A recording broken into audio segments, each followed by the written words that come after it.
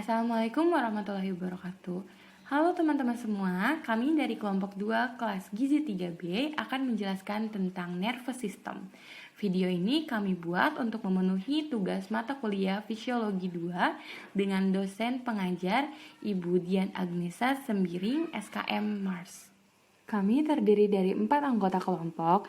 Yang pertama ada Alda Ryoguchi dengan 3 digit NPM terakhir 018, Sabila Nur Anissa dengan 3 digit NPM terakhir 010, dan Winda Marcella Nurdin dengan 3 digit NPM terakhir 013, dan yang terakhir Winda Novita Ramadan dengan 3 digit NPM terakhir 014. Ada beberapa hal yang akan kita bahas. Yang pertama ada overview sistem saraf, yang kedua fungsi sistem saraf pusat, yang ketiga fungsi sistem saraf perifer atau tepi, yang keempat ada mekanisme persyarafan lapar, kenyang, dan haus, dan yang terakhir ada saraf yang bekerja pada sistem pencernaan. Oke, yang pertama adalah sistem saraf. Sistem saraf adalah sistem kompleks yang berperan dalam mengatur dan mengkoordinasi seluruh aktivitas di dalam tubuh. Sistem ini digunakan untuk melakukan berbagai kegiatan, seperti berjalan, berbicara, menelan, bernapas, serta semua aktivitas mental, termasuk berpikir, belajar, dan juga mengingat. Ini juga membantu kontrol bagaimana tubuh bereaksi dalam keadaan darurat. Selanjutnya ada anatomi dan bagian syaraf. Yang pertama ada otak. Otak adalah mesin pengendali utama dari segala fungsi tubuh. Jika syaraf pusat merupakan pusat kontrol tubuh, maka otak adalah markas besarnya. Yang kedua ada sumsum tulang belakang. Saraf tulang belakang berperan dalam aktivitas sehari-hari dengan mengirimkan sinyal dari otak ke bagian lain dari tubuh dan memerintah otot untuk bergerak. Juga menerima masukan sensorik dari tubuh, memprosesnya serta mengirimkan informasi tersebut ke otak. Dan yang terakhir ada sel saraf atau neuron. Bagian yang tak kalah penting dari anatomi sistem saraf adalah sel saraf itu sendiri atau disebut neuron. Fungsi sel saraf atau neuron adalah menghantarkan impuls saraf. Selanjutnya ada anatomi pada sel saraf atau neuron. Ada 3 bagian dasar, yaitu yang pertama ada badan sel yang memiliki inti. Yang kedua ada dendrit yang berbentuk seperti cabang dan berfungsi menerima stimulus dan membawa impuls ke badan sel. Yang terakhir ada akson, yaitu bagian dari sel saraf yang membawa impuls keluar dari badan sel. Akson umumnya dikelilingi oleh myelin, yaitu lapisan padat berlemak yang melindungi saraf dan membantu pesan untuk keluar. Pada saraf tepi, myelin diproduksi oleh sel kawan. Ada beberapa jenis sel saraf atau neuron. Yang pertama, ada neuron sensorik atau aferen yang membawa pesan dari reseptor ke saraf pusat, yaitu dari reseptor menuju ekstereseptor, proprioseptor, dan intero atau viseroseptor. Yang kedua, ada interneuron yang menghantarkan pesan di antara neuron sensorik dan motorik di saraf pusat. Yang ketiga, ada neuron motorik atau eferen yang membawa pesan dari saraf pusat ke efektor atau otot dan kelenjar. Teman-teman, ada beberapa fungsi sistem saraf secara umum. Yang pertama ada fungsi sensorik, mengumpulkan informasi dari dalam dan luar tubuh. Selanjutnya ada fungsi transport untuk mengirimkan informasi ke otak dan sumsum tulang belakang. Yang ketiga ada integrasi, memproses informasi di otak dan sumsum tulang belakang. Dan yang terakhir untuk fungsi motorik, untuk mengirimkan informasi ke otot, kelenjar, dan organ sehingga dapat merespon dengan tepat. Selanjutnya ada klasifikasi sistem saraf. Ada sistem saraf pusat dan sistem saraf perifer atau tepi. Sistem saraf pusat terdiri dari otak dan sumsum tulang belakang. Sedangkan sistem saraf perifer atau tepi terdiri dari saraf yang menghubungkan saraf pusat ke seluruh tubuh. Adapun saraf tepi terbagi menjadi 2 susunan besar, yaitu saraf somatik dan saraf otonom. Selanjutnya ada fungsi sistem saraf pusat. Sistem saraf pusat yang terdiri dari otak dan sumsum tulang belakang memiliki fungsi untuk menerima informasi atau rangsangan dari semua bagian tubuh. Kemudian mengontrol dan mengendalikan informasi tersebut untuk menghasilkan respon tubuh. Informasi atau rangsangan ini termaksud yang berkaitan dengan gerakan seperti bicara atau berjalan, ataupun gerak tak sadar seperti berkedip dan bernapas. Ini juga termaksud bentuk informasi lainnya, seperti pikiran, persepsi, dan emosi pada manusia. Dan yang kedua ada fungsi sistem saraf perifer atau tepi. Fungsi utama dari sistem saraf tepi adalah menerima rangsangan dan menghantarkan semua respon yang sudah diolah oleh sistem saraf pusat. Sistem ini terdiri dari beberapa fungsi dan bagian, yaitu fungsi sensorik, Bagian ini berfungsi untuk menerima setiap rangsangan atau impuls, baik yang dari luar maupun dari dalam tubuh. Rangsangan ini diterima bisa berupa cahaya, suhu, bau, suara, sentuhan, maupun tekanan. Selanjutnya ada fungsi motorik. Bagian motorik berperan untuk memberikan tanggapan atau reaksi tubuh terhadap rangsangan yang sudah diproses oleh sistem saraf pusat. Ketika terkena gangguan, misalnya karena penyakit saraf motorik, maka tubuh tidak dapat bergerak dengan normal atau bahkan tidak dapat bergerak sama sekali. Dan yang terakhir ada fungsi somatik. Selain kedua fungsi tersebut, sistem saraf tepi juga mengelola respon untuk kegiatan yang tidak disadari, seperti respon flight or fight dan kebalikannya. Contohnya, ketika mengalami ancaman, tubuh akan merespon keadaan tersebut dengan mempercepat denyut nadi, meningkatkan frekuensi pernafasan, serta meningkatkan aliran darah. Setelah keadaan yang dirasa mengancam sudah teratasi, tubuh akan mengembalikan respon ke kondisi normal. Mekanisme persyarafan, lapar, kenyang, dan haus. Hipotalamus merupakan bagian dari sistem saraf pusat yang mempunyai peranan bermakna dalam pengaturan aktivitas otonom. Pada dasarnya, hipotalamus bekerja sebagai modulator yang mempengaruhi pusat-pusat otonom dalam batang otak dan juga sumsum tulang belakang. Hipotalamus mengatur banyak aspek motivasi dan emosi termasuk rasa lapar, haus, dan juga perilaku seksual. Beberapa syaraf pusat dari hipotalamus berpartisipasi dalam mengatur asupan makanan. Lateral nuclei dari hipotalamus berfungsi sebagai pusat makanan dan stimulasi daerah ini menyebabkan nafsu makan bertambah. Nukleus ventromedial pada hipotalamus berperan sebagai pusat rasa kenyang. Pusat ini dipercaya berfungsi memberikan sinyal kepuasan nutrisional yang akan menghambat pusat nafsu makan. Selanjutnya adalah fisiologi lapar. Saat lambung kita kosong, hormon ghrelin dikeluarkan dari lambung dan bergerak menuju hipotalamus melalui aliran darah. Lalu, hormon ghrelin ini akan mendorong hipotalamus untuk meningkatkan rasa lapar di tubuh kita.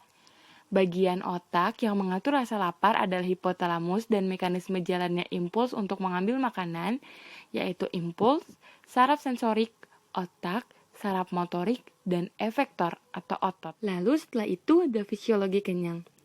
Kenyang bermula saat makanan dari mulut ditelan ke kerongkongan. Begitu mencapai lambung, makanan memenuhi ruang di dalamnya secara perlahan. Akibatnya, dinding otot lambung meregang perlahan-pelan, mengembang seperti balon. Sejumlah jaringan syaraf yang membungkus dinding lambung merasakan peregangan. Syaraf lambung mengirim sinyal lewat syaraf vagus sampai ke batang otak dan hipotalamus. Bagian utama otak yang mengontrol asupan makanan itu hanya salah satu cara otak mengetahui tubuh sedang kenyang. Sebab, jika diisi air, perut tidak akan merasa kenyang dalam waktu yang lama. Cara lain otak tahu perut sudah kenyang adalah dari pesan kimia dalam bentuk hormon yang diproduksi sel endokrin pada sistem pencernaan. Respon ini menanggapi adanya nutrisi dalam usus dan aliran darah yang secara bertahap meningkat karena tubuh mencerna makanan. Ketika hormon keluar, hormon akan diangkut oleh darah dan akhirnya mencapai hipotalamus di otak dan tubuh akan merasakan kenyang. Setelah itu ada fisiologi haus. Mekanisme munculnya rasa haus merupakan proses pengaturan primer asupan cairan. Pusat rangsangan haus berada di hipotalamus otak dekat dengan sel vasopresin. Hipotalamus sebagai pusat pengontrolan mengatur sekresi vasopresin atau pengeluaran urin dan rasa haus untuk minum agar bekerja secara berkesinambungan. Sekresi vasopresin serta rasa haus dirangsang oleh kekurangan cairan dan dikendalikan oleh kelebihan cairan. Itu sebabnya kondisi yang mendorong penurunan pengeluaran urin untuk menghemat cairan tubuh dapat menimbulkan rasa haus untuk menggantikan kehilangan cairan tubuh. Sebagian stimulus merangsang pusat ini termaksud juga tekanan osmotik cairan tubuh, volume vaskuler, dan juga angiotensin atau hormon yang dilepaskan sebagai respon pada penurunan aliran darah ke ginjal. Tekanan osmotik yang meningkat akan menstimulus pusat haus yang menyebabkan munculnya rasa haus dan juga mendorong keinginan untuk minum untuk menggantikan kehilangan cairan di dalam tubuh. Lalu bagaimana sih neural itu mengatur kontrol makanan? Melalui nervus vagus, otak menerima informasi mengenai isi pencernaan dari usus dan metabolisme zat-zat makanan pada hepar. Peninggian konsentrasi glukosa setelah makan menyebabkan penyampaian rangsangan dari traktus solitarius pada nukleus rabus saraf vagus.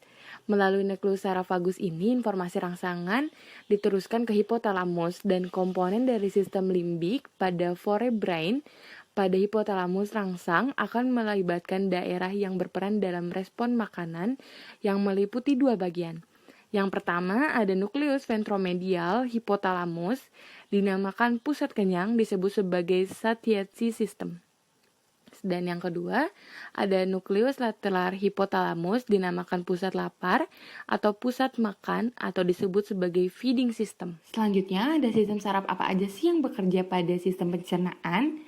Saluran pencernaan mendapat dua persarapan yang berhubungan dengan SSP di otak dan medula spinalis, mulai dari oseopagus sampai ke pertengahan calon transversum saluran pencernaan diurus oleh saraf parasimpatis yang berasal dari cabang neuron vagus atau dengan badan di ganglion nodosum. Sedangkan pada usus bagian distal, persarapan parasimpatis itu diurus oleh serabu-serabu saraf yang berpangkal pada medula spinalis dengan segmen sakral 2-4.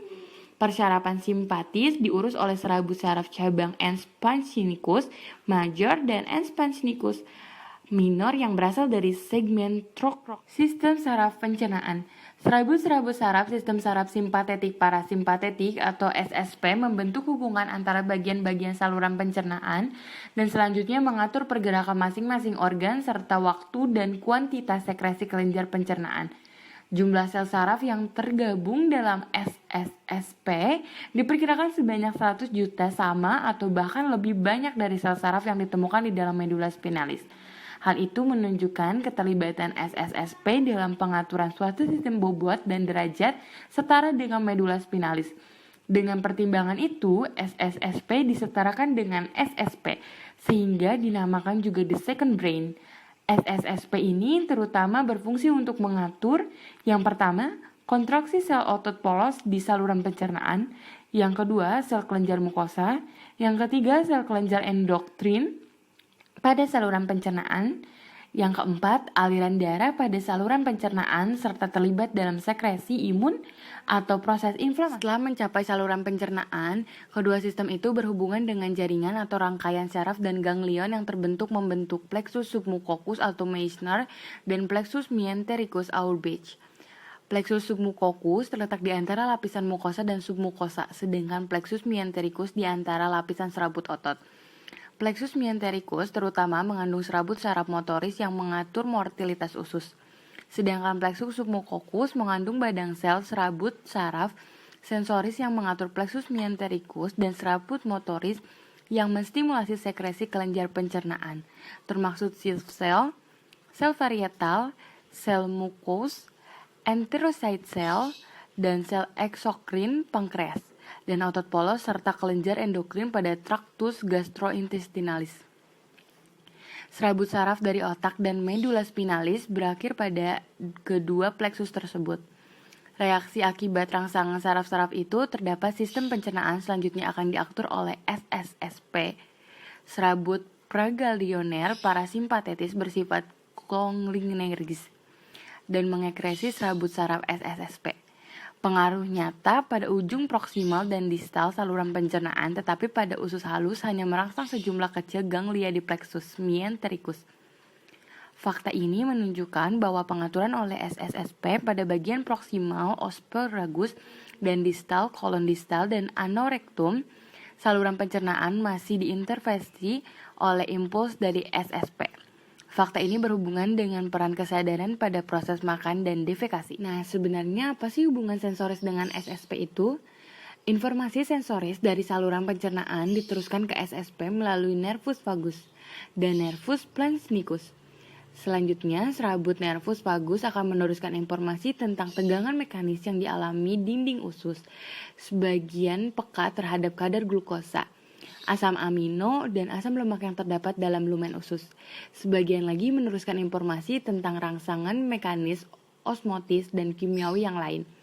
Gerak peristaltik dan refleks sekresi kelenjar pencernaan dimungkinkan oleh adanya impuls sensoris yang berasal dari mukosa saluran pencernaan dengan serotonin sebagai neurotransmitter. Mekanisme kerja dan sekresi serotonin pada saluran pencernaan ini cukup rumit. Pada sistem saraf pusat, serotonin membutuhkan serotonin transport atau SERT yang dihasilkan oleh serabut saraf yang serotonergis. Tetapi di dalam usus, SERT diperoleh melalui enterocyte. Transmitter kimiawi yang dihasilkan sel endokrin mukosa saluran pencernaan turut berperan dalam meneruskan rangsangan ke nervus vagus. Sebagai contoh, muntah yang terjadi pada pasien kanker yang mendapat kemoterapi disebabkan oleh dilepaskannya serotonin dalam jumlah besar oleh sel enterokmarfin yang mengalami kerusakan. Muntah ini dapat dihentikan dengan memberikan antagonis serotonin seperti misalnya ondansetron. Serabut saraf aferen dan sponsnicus meneruskan sensasi sakit dari nociceptor dengan neurotransmitter antara lain berupa peptida yang berkaitan dengan kalsitonin dan substansi P. Dan yang terakhir ada neurotransmitter pada SSSP. Semula diperkirakan bahwa neurotransmitter yang bekerja di SSSP adalah asetilkolin dan serotonin saja. Pada penelitian lebih lanjut ditemukan peranan dari purin atau ATP, asam amino atau asam aminobutirat, peptida atau vasoaktif intestinal peptide, dan nitric oxide. Sampai saat ini diperkirakan lebih dari 20 zat terlibat sebagai neurotransmitter di SSSP. Tapi dari antaranya, baru zat tersebut di atas yang diketahui mekanisme kerjanya. Nah, teman-teman, ini adalah beberapa referensi yang kami gunakan untuk mencari materi nervous system. Nah, teman-teman, itu tadi adalah materi nervous system dari kelompok kami yang telah kami buat. Kami ingin mengucapkan terima kasih dan mohon maaf apabila terdapat kesalahan kata dalam pengucapan maupun penulisan. Semoga semua materinya dapat membantu dan terima kasih banyak.